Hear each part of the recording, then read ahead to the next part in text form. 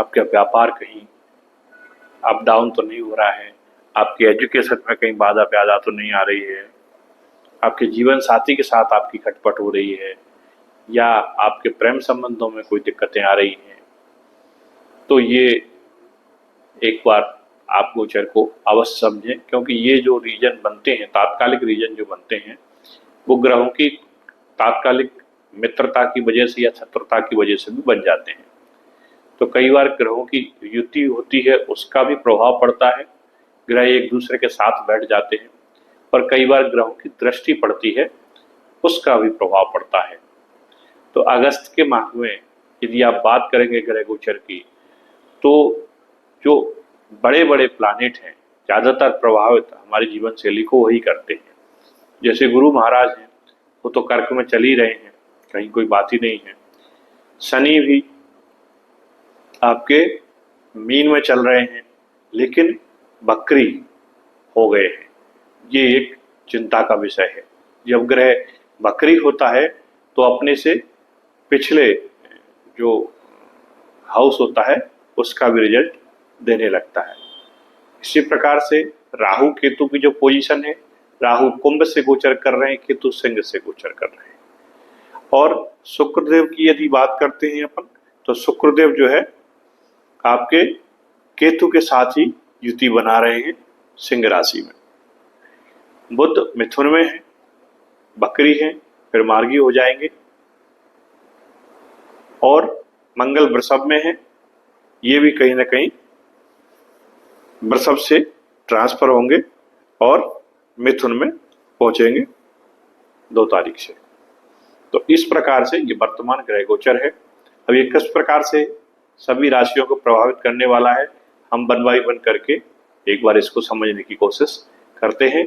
तो वीडियो को स्किप न करें दोस्तों, ध्यान से सुने और देखें, क्योंकि कई महत्वपूर्ण जानकारियां जो फिलो में हम आपको बताते हैं, बोलते हैं, यदि वीडियो स्किप करते हैं तो छूट जाती है।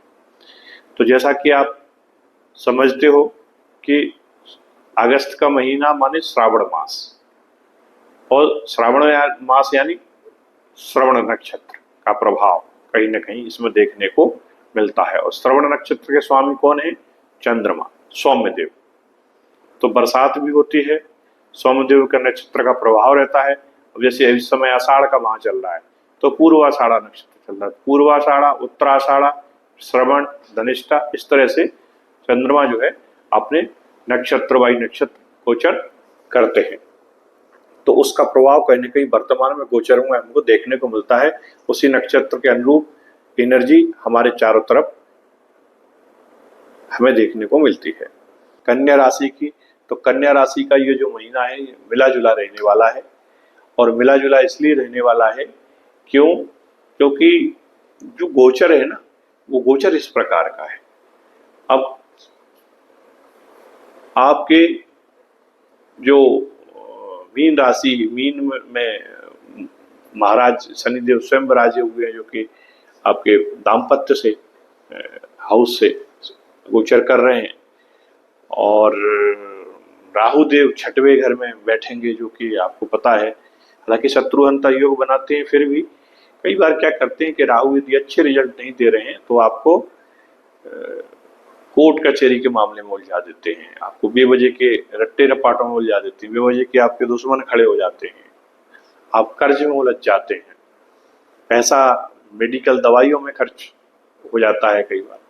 तो ऐसी सिचुएशन भी कई बार ये बना देते हैं। हालांकि शनि आपकी लग्न में कारक होते हैं, और शनि महाराज जब व्यापार के घर में बैठते हैं तो कहीं ना कहीं आपको ग्रोथ देते हैं, आपको विस्तार देते हैं, आपको पार्टनरशिप में एक स्थायी डीड इस समय करने का मौका मिलेगा। वो आप करें, आपको निश्चित तौर से लाभ शनि महाराज दिलाएंगे।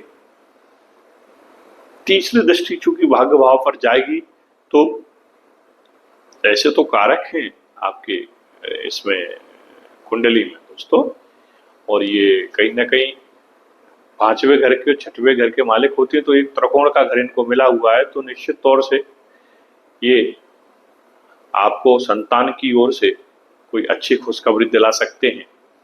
या आपको पिता की तरफ से कोई अच्छी खुशखबरी मिल सकती है, कोई वाद विवाद आपका चल प्रॉपर्टी का, वो भी इस समय सुलट आ सकता है। तो इस प्रकार से ओवरऑल कन्या राशि वालों के लिए ये महीना मिला जुला है।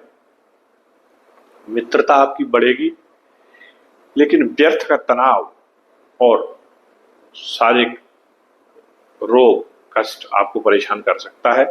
तो खाने पीने में थोड़ा सा संयम बरतें और घर के बाहर अगर जाए कोशिश करें, घर का बाहर का कम से कम खाना खाएं, घर का भोजन करें।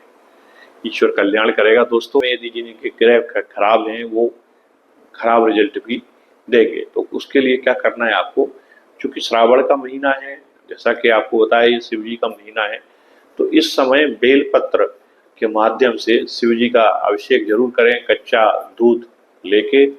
और यदि आपको जिनको राहु जनित प्रॉब्लम है या कर्ज से रिलेटेड इशू है, तो वो काले तिल उसमें दूध में डाल कर उससे अभिषेक करें।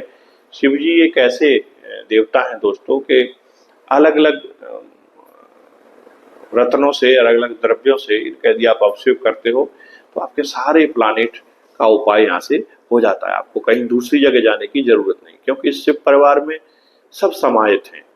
माता पार्वती साक्षात जगदम्बा का स्वरूप है, देखिए। और आपका अगर काल सर्प दोष है तो नागदेव उनके गले में लिपटे हुए हैं, चंद्रमा उनके सिर पर विराजमान है, और गणेश जी हैं। तो आप केतु को प्रसन्न करने के लिए या बुद्ध को प्रसन्न करने के लिए आप गणेश जी को साधे। कार्तिकेय हैं, तो मंगल की जो एनर्जी है उसको कंट्रोल करने वाले हैं। नंदी महाराज हैं आपके वृषभ के लिए। तो ओवरऑल 12 राशियों को कंट्रोल करने के लिए आपका रुद्राभिषेक करिए सावन के महीने में बढ़िया, और सोमवार को हो सके तो व्रत करिए। और शिव जी को धतूरा है, बेलपत्र है आदि सब पंचामृत इनका आप अभिषेक करें, आपको निश्चित तौर से लाभ की प्राप्ति होगी। यदि गुरु किसी के गड़बड़ है तो आप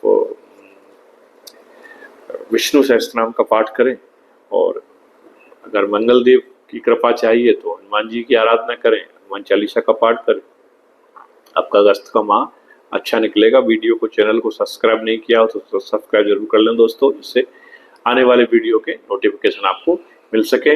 वीडियो बहुत लंबी हो गई, मैं अब यही विराम दूंगा वाणी को। धन्यवाद दोस्तों।